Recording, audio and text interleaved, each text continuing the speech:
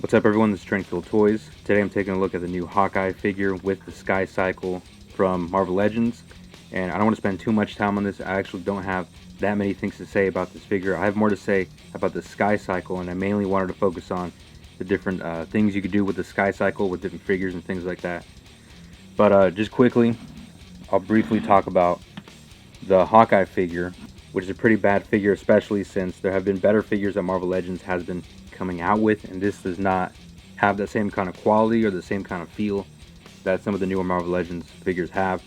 And it's kind of disappointing because I was sort of looking forward to this figure because it fills in a couple different spots in my collection.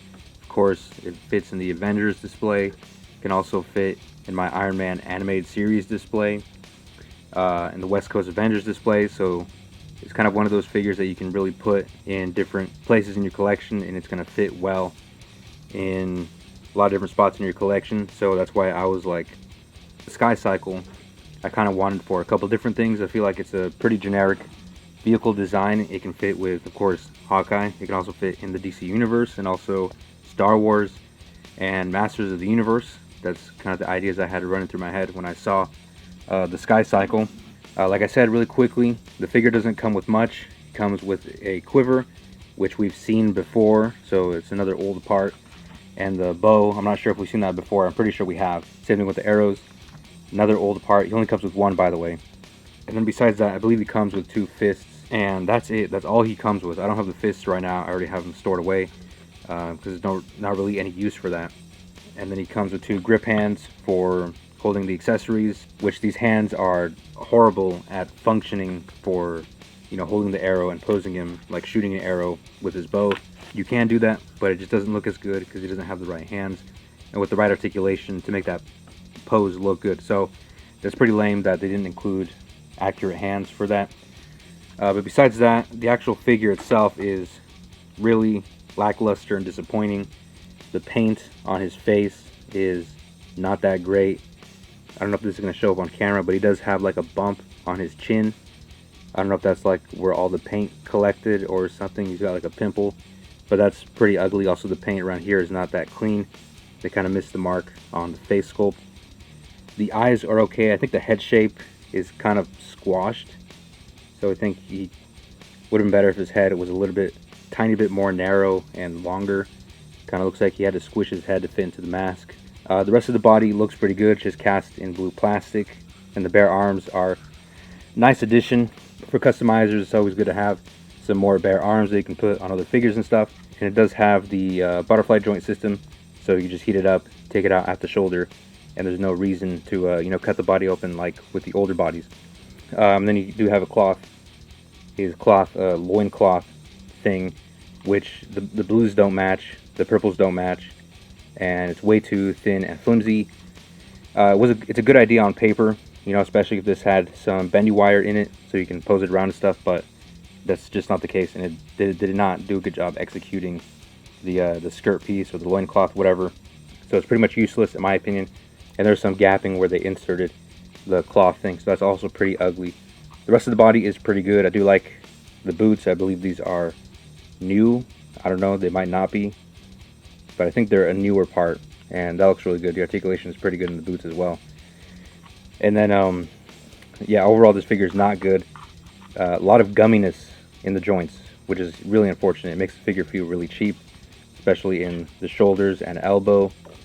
Just feels kind of flimsy, like that, right there. Like, yeah, it's just not sturdy. Even when Hasbro has been putting out figures that have sturdier plastic, sturdier joints, for some reason this figure, which is relatively new, the purple thing right here on the piece of cloth started to come off. So I imagine that's the problem. They're just going to get worse. It's going to flake off. So that's another issue you got to be aware about. The articulation feels okay as far as the joints, as far as the movement. You get all the articulation that you'd expect from Marvel Legends at this point. Another thing that's a problem is the gap in the thigh articulation. That's pretty bad, and it's just awful. Those are issues that have been around for a really long time. They still haven't, fixed that. The knees are decent. The upper knee joint is kind of stiff, and then the boot also gets some of that separation when you move the knee joints. Other than that, it's fine, but I'm pretty sure they're going to make another Hawkeye that has that outfit that belongs with the West Coast Avengers, because we did get the West Coast Avengers 5-pack. This is not really a Hawkeye from the West Coast Avengers. I guess it might be, he might have worn this costume, but I think this costume was more associated with the Avengers and other things similar to that. Here he is next to Mockingbird. So this does look pretty cool. And again, Mockingbird is not really an accurate figure, especially not to that initial West Coast Avengers run. Bit of a problem, but still makes sense. They still look pretty good next to each other.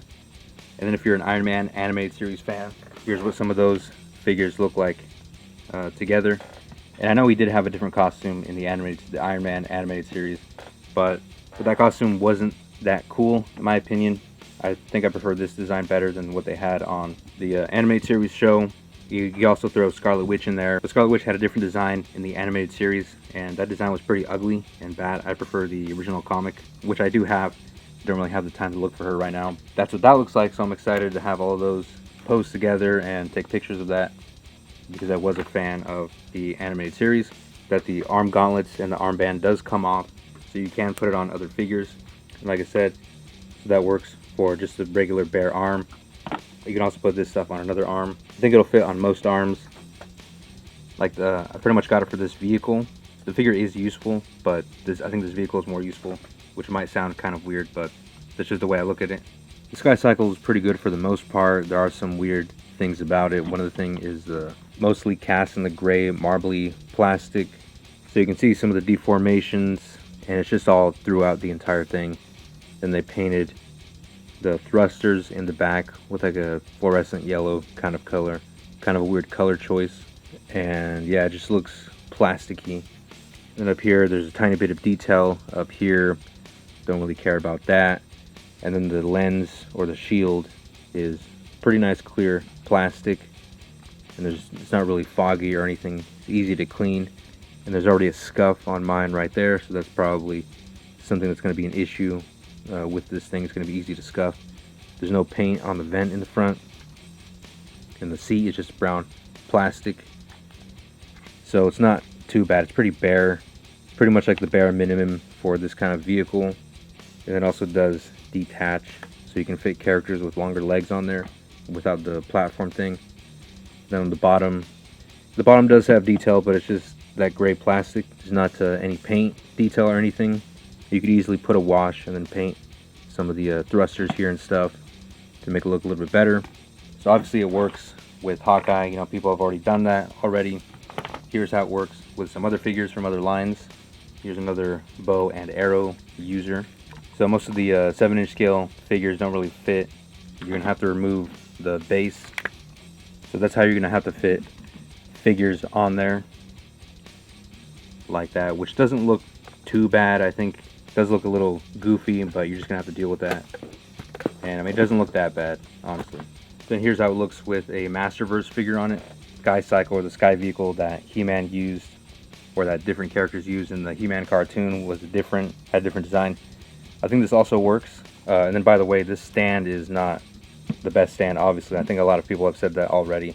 They also included a stand with like a Black Series vehicle, I think, a while ago. And yeah, it's not the best stand. So that's pretty much everything I have to say about this figure. I just wanted to show off some different things that not really other people or other reviewers have shown off. And you can let me know what you think in the comments, and I'll see you in the next one.